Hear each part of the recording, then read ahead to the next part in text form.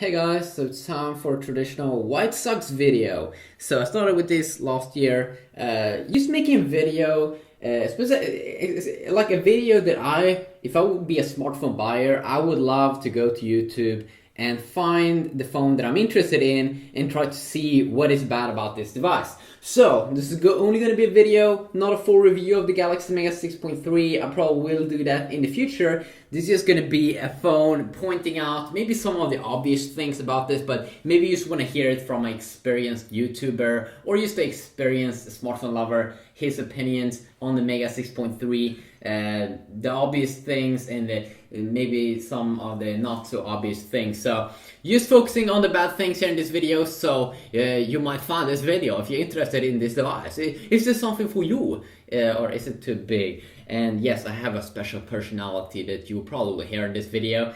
If you don't like it, you should probably change video. So the first thing here that could suck about this device is that this is a big boy. I mean, let's just zoom out.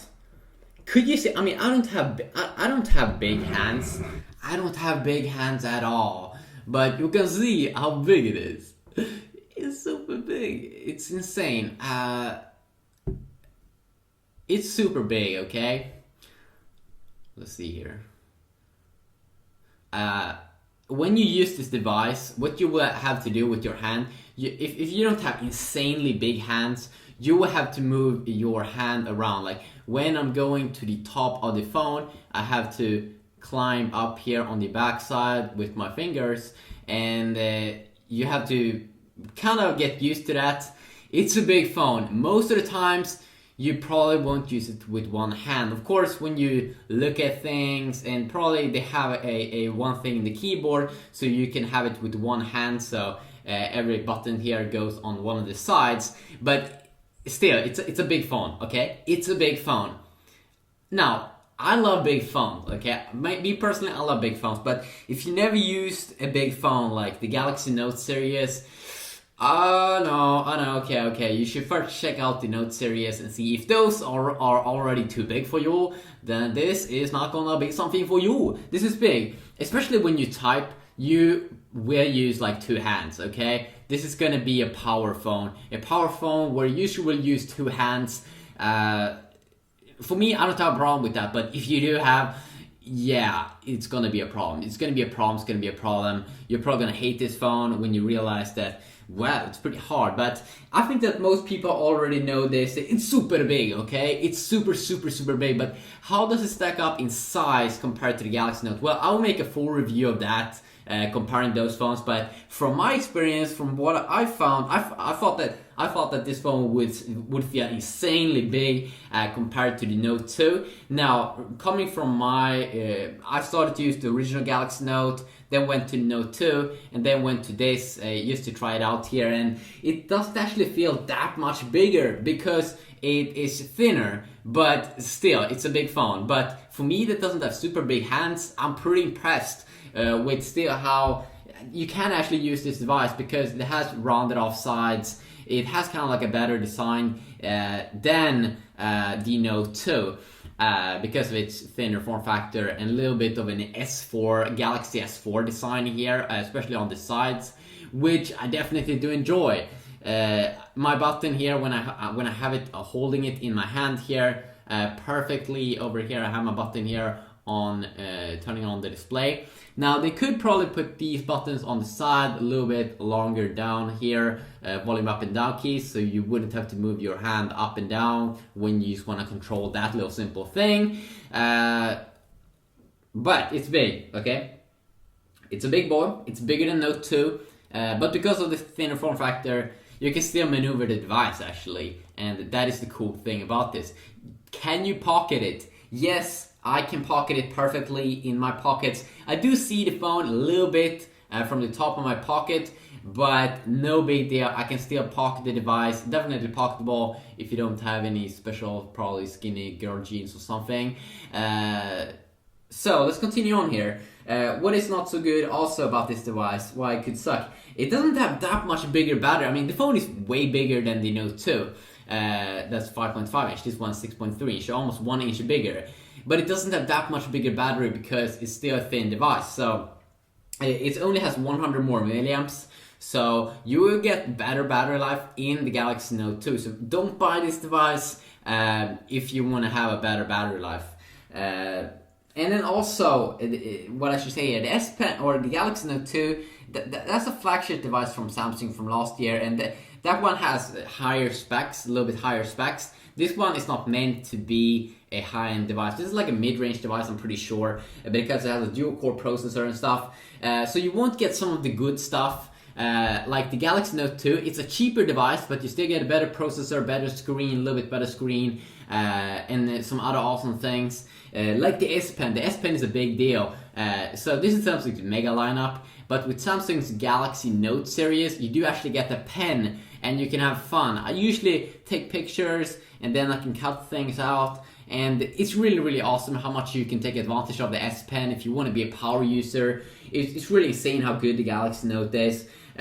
Also, one thing that kind of sucks with this device is that it only comes in 8 and 16 gigabyte variants. I have the 8 gigabyte variant here. Now, that means this one was also very expensive for being the 8 gigabyte variants.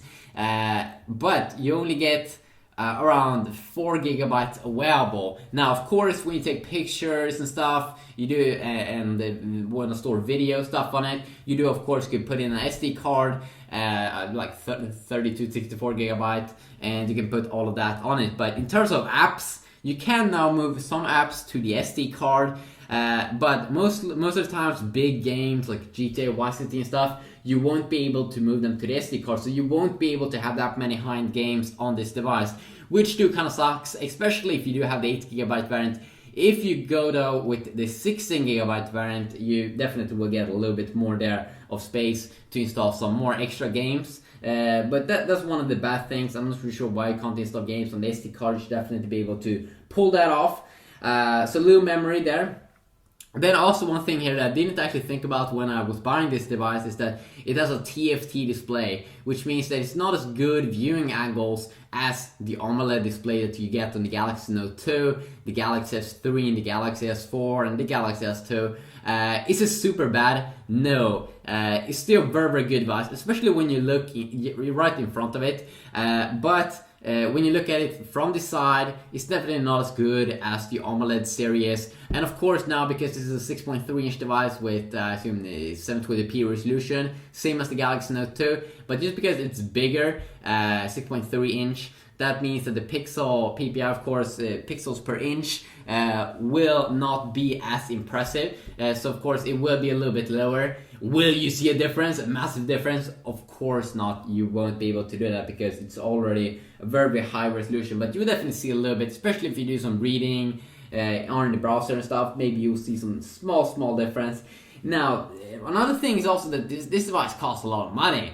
Okay, it costs a lot of money. You can get the Galaxy Note 2, the LTE variant, even cheaper, and then you get the S Pen, a better quad-core processor, Samsung's own Exynos, that is playing games like GTA, Vice City better, and also that one as well on 16 and 32 gigabyte variant, maybe even a 64 gigabyte variant, which is making it extremely attractive there. Another thing also is that this device is pretty heavy, almost 200 grams. Now, I didn't really feel that of a big deal because the phone is so big in its size, I mean 6.3 inch, which made it feel that it doesn't actually feel heavier than the Galaxy Note 2, but it is heavier than the Galaxy Note 2. Another thing also is that you don't get as much RAM. You get 1.5 or 1.3 gigabytes of RAM here, while on the Galaxy Note 2, you do get a little bit more.